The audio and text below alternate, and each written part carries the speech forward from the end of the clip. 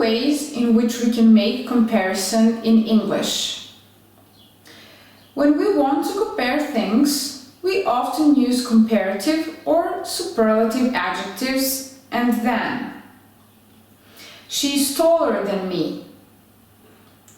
I'm better at English than you. Or, you're the best. He's the worst guy in the class.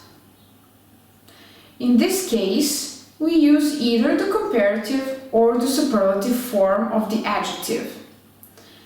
However, there is another way to make comparison in the English language.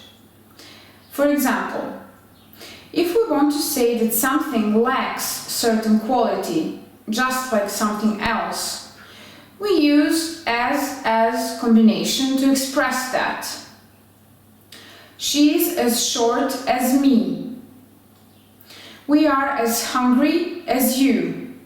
Or, I'm not as tall as you.